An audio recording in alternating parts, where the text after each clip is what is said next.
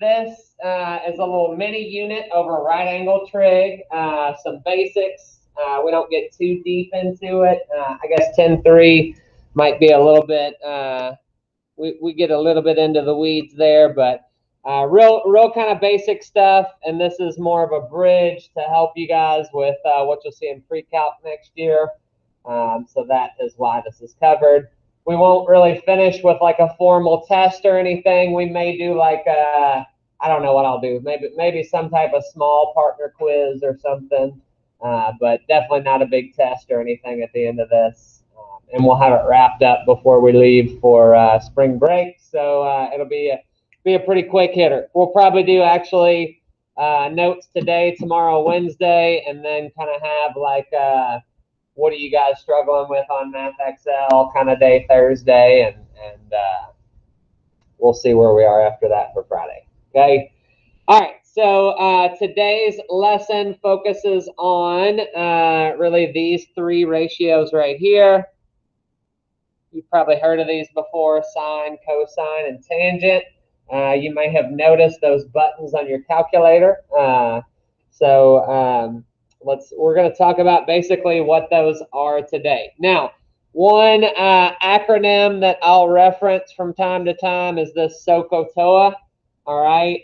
So basically, those go in every three letters, kind of as a reminder. All right. So SOH reminds us that sine is opposite over hypotenuse. SOH. Okay. CAH reminds us that cosine is adjacent over hypotenuse. Okay, and then TOA tells us that tan is opposite over adjacent. Okay, so now that we've kind of gone over some of the basics, let's just go ahead and do an example or two. All right, so let's just look at this one right here. So it says, use the definitions of each ratio and the corresponding values from a given right triangle to find the values of the trigonometric functions for theta. Okay, so first of all, we find where is angle theta. Where's the marked angle? It's right there. Okay, and then we kind of think about what each side is in relation to that angle. All right, so the 14 side would be your opposite side. Your adjacent side would be the 48 side. And then the hypotenuse, we remember, is always the longest side. Okay, so then let's just go through it. So sine is opposite over hypotenuse, so that'd be 14 over 50. And then we would just reduce that to 7 over 25. Cosine is adjacent over hypotenuse, so 48 over 50. Or 24 over 25. And then tangent is going to be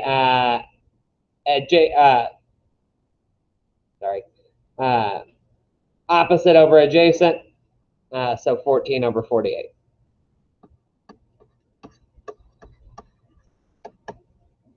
Or 7 over 24. Okay, so that's kind of what we're doing here in these first couple. So why don't you try to get from these examples down here, try to get as much as you can done in the next 2 minutes. You may be able to finish 1, 2. Some people may even get to the third one, but it's pretty basic after you have it memorized. But yeah, just this is more about finding, which side is the opposite side, which side is the adjacent side. The hypotenuse is always pretty easy. And then also remembering, how those ratios go. That sine is opposite over hypotenuse. And SOHCAHTOA is a kind of a way that you can remember all of that.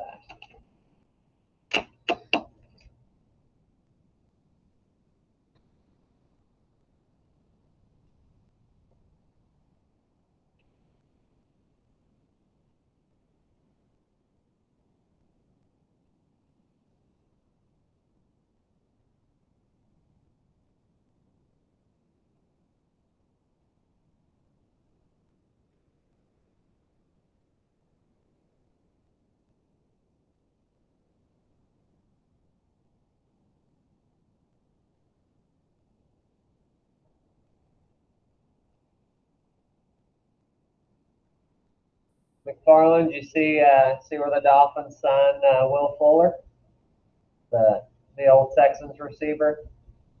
Supposed to be a big time deep threat. So that's what they say about him. So we'll see how that goes.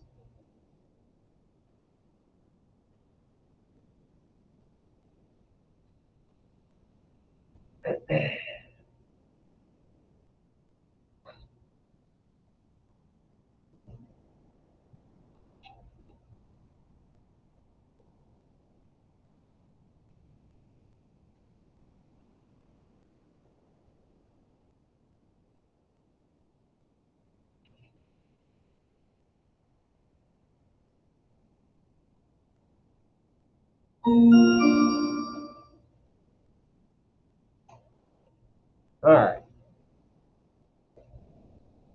So I was going to call on you guys, but none of this stuff is working today. So I'll just throw my laptop. Let's go ahead and I'll just pick on you guys myself. All right. So looking at number one, Ernst, what's the sign on number one? The sign of theta on number one. What'd you end up with? The fraction. 3 over 5 is correct. So you start with 9 over 15. That reduces down to 3 over 5. Good job, sir. Sydney, what about the cosine on that one? 4 over 5 is correct. Very good. That starts with 12 over 15, reduces to 4 over 5. And then Reagan, what about tangent? 3/4. Very good. And you kind of see that pattern. If we list sine and then cosine, then the tangent is going to be, the numerator of this one over the numerator of that one. That's kind of that pattern. You start to see a lot of patterns with these. Anybody have any questions before we kind of move on about any of these? All right, so I'll skip the next couple, but these will be on your notes. If you worked ahead, you'll be able to check them on the filled out notes. All right, so then we talk about the reciprocal relationships or the inverse relationships to sine, cosine, and tangent. Okay, they have words for them: secant, cotangent, and cosecant, secant, and cotangent. I prefer the notation that's on your calculator. All right, so instead of cosecant, there's not a cosecant button on your calculator. This is also known as, it looks like this. It looks like sine and then to the -1. So that to me, that's easy to remember. Okay, this is the inverse of sine, instead of trying to remember another word, cosecant. Which one does cosecant go with, right? So secant on your calculator is going to be called, since it's the reciprocal of cosine, it's going to be called like that. And then cotangent on your calculator looks like just the inverse of tangent. Okay, so that's how I like to remember them, instead of, because you could probably pop quiz me and say which one does cosecant go with, and it'd be a coin flip whether I get it right. So I don't really like trying to remember those words. I like just I like how the buttons are on your calculator. But all it is it's the inverse of each one. So that just means you would flip the fraction. All right, so let's do one together, and then you guys will kind of fill out one on your own. All right, so we are going to find first sine, cosine, tangent, and then all of their reciprocals, right? So off to the side, then we'll find the inverse of sine, of cosine, and of tangent.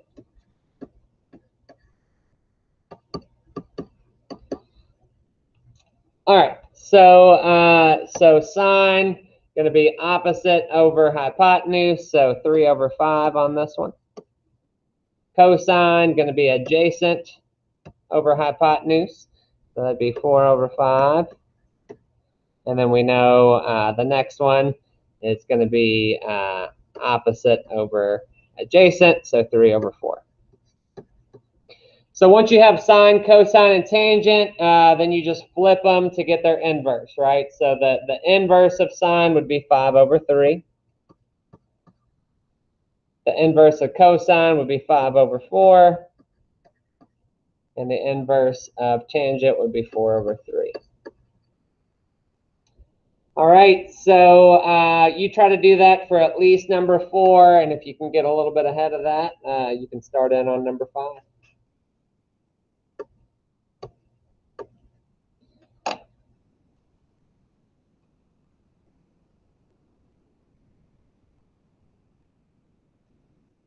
Then we get to the more fun part, like the why. Why do we need to, what's the point in these things? That's what we'll get to on the last page.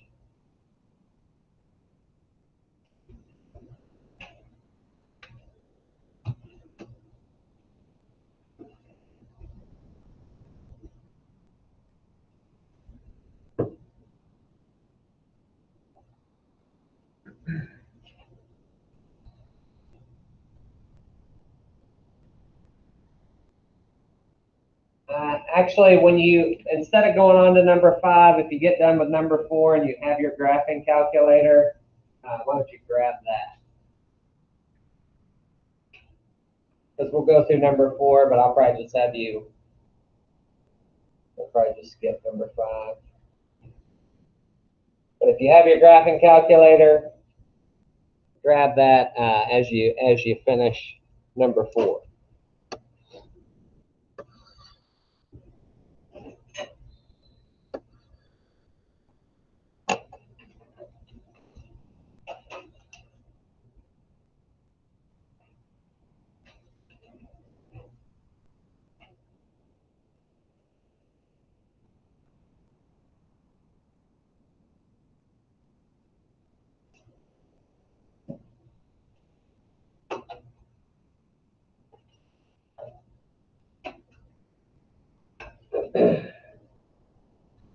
So Chase, are we going for Alabama, or were you just a column section thing? Column section thing. Louisville fan. Gotcha. Well, nobody's perfect. All right, Chase, what'd you get for sine on number 4? 17 over 15. Oh, Never mind. What's so sine is what? 15 over 17, and then so cosecant would be what you said originally. So yeah, 15 over 17 is sine. So then the inverse of that would be 17 over 15. All right. Now looking at cosine and secant, Madison Wilson, what'd you get for cosine?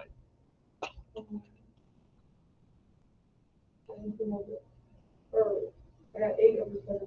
Yeah, and then so yeah. Then when we flip it to get the inverse, it'd be 17 over 8. And Caroline Essex, what'd you get for tangent? All right. Would that be tangent or cotangent?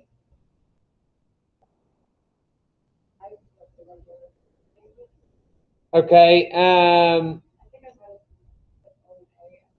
Yeah. So that's what happened.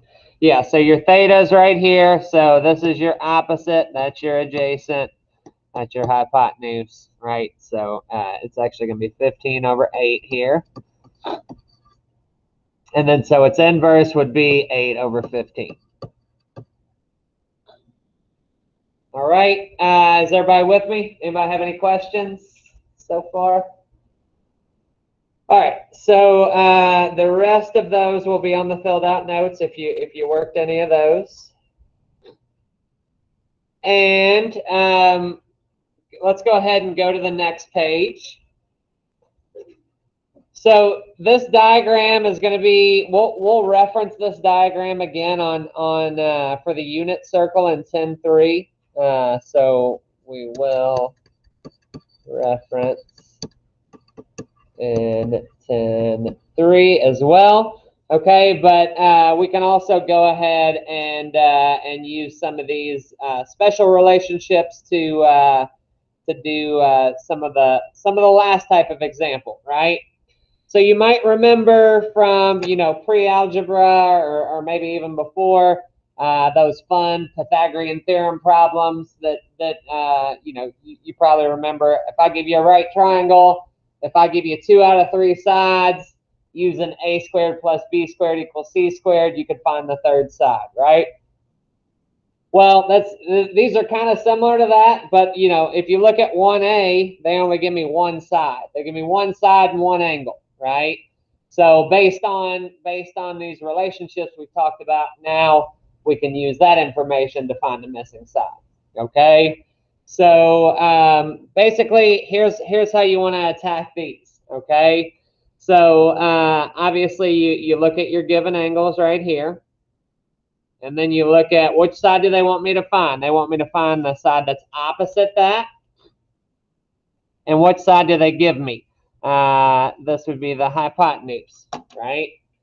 So that helps you to know which trig ratio am I going to use, okay? So which trig ratio uses opposite and hypotenuse? That would be sine. So sine is opposite over, yes. Yeah, if you need to go in the middle of the notes, sure. So yeah, that's how we know that we're going to use sine, okay? So then we'll say the sine of 30, all right? The sine of 30 is equal to the opposite, which is x, over the hypotenuse, which is 74. All right, now, we're going to get to how to use your calculator for this, okay? But for right now, we're gonna reference this table. Sine of 30 is always 1/2. All right. So if I tried to solve this, then what I would do is multiply both sides by 74,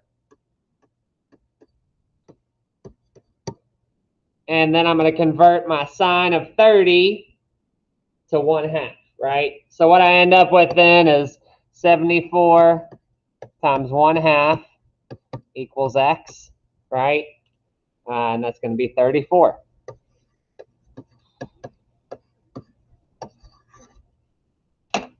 Now, let's actually go ahead and get our calculators situated, okay? So we already know the answer is 34.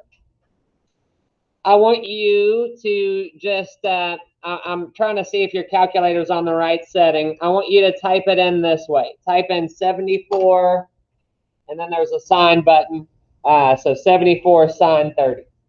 See if you type that in and you get 34. So I'm seeing some no's. Anybody get 34? Nobody? Okay. So what we need to do then, I guess it defaults, your calculator defaults to radian mode instead of degrees mode. So you go to mode, all right? Yeah. It's already in degree code.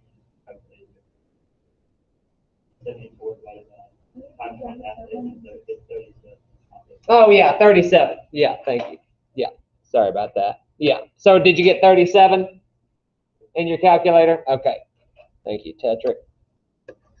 Yeah, so that'd be 37.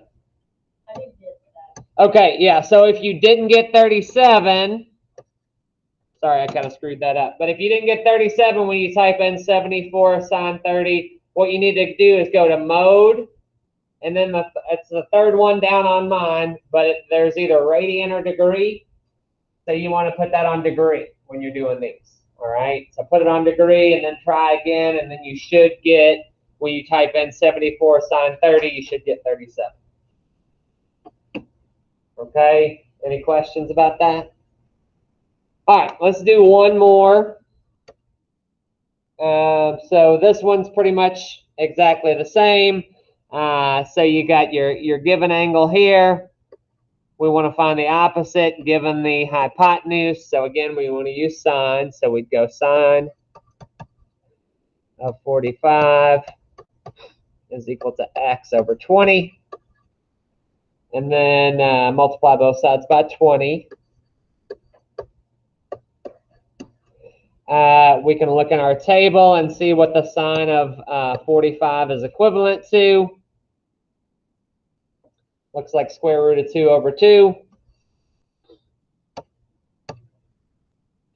So what we'd have then is 20 times the square root of 2 over 2 equals x. Or it'd probably be easier just to type 20 sine 45, right? But either way should give you the same thing. What we get is like 14 and change. It's like 14.14. So just make sure that you're getting that. Either way you type it in. Anybody have any questions before we move on? All right. So now that we've seen how this stuff works, now we'll do maybe one or two more. So example 2 here is going to be pretty much exactly the same as this up there, except, you know, this is a 15.1 degree measure. There's no special right triangle with that, so you'd have to use your calculator.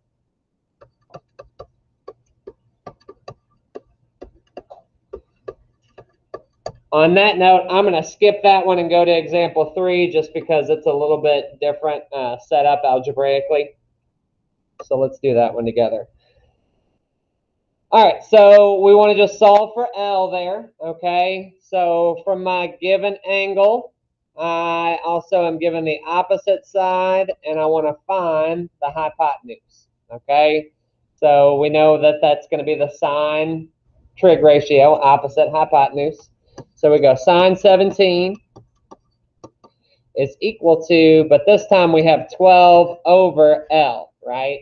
So it's not as simple as just multiplying both sides by 12, okay? If I did solve for L, though, here's what happens, okay? So I'd multiply both sides by L,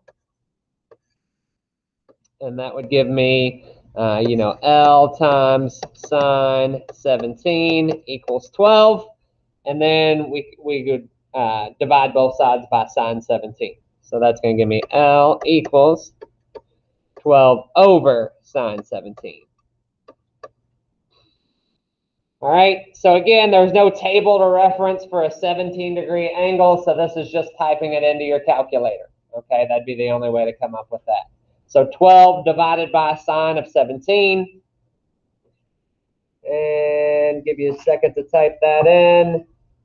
What you should get is about 41. Okay, it's like 41 and just a small amount of change.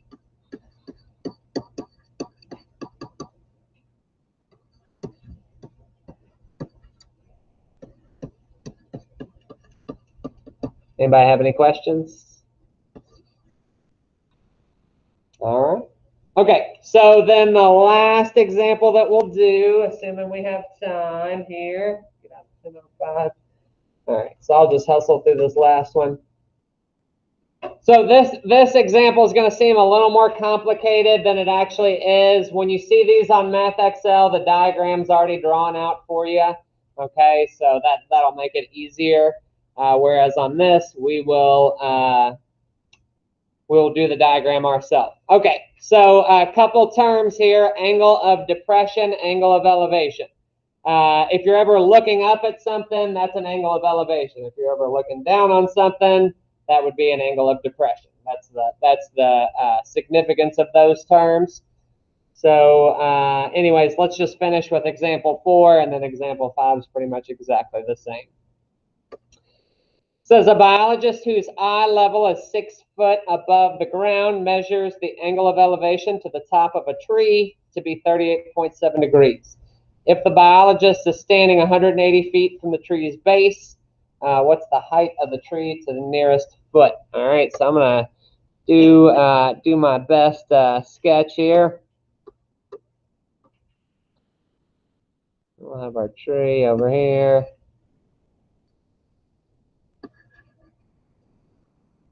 I know you guys are impressed with my artwork right now.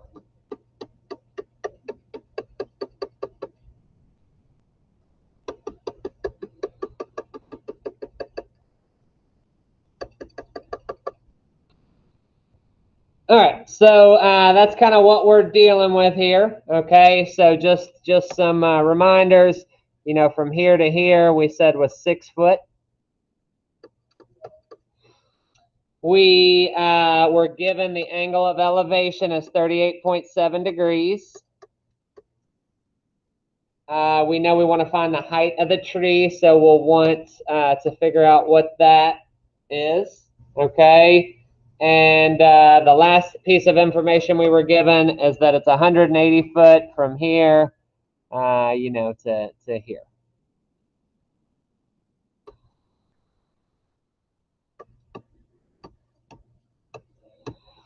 All right, so let's see. What they want us to find is opposite the given angle, and then we're given the adjacent side.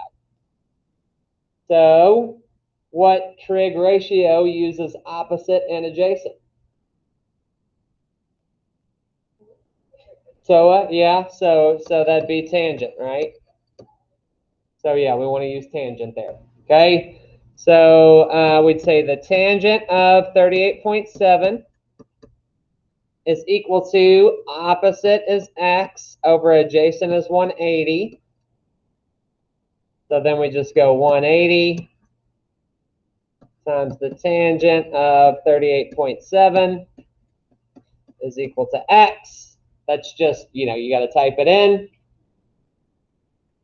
When you do, you get about 144 to the nearest foot.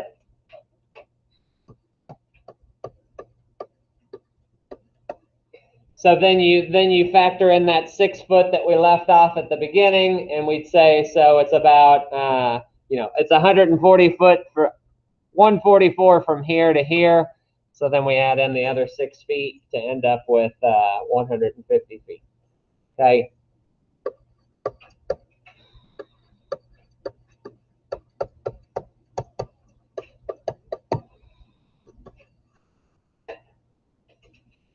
All right, so I'm going to go ahead and stop it there.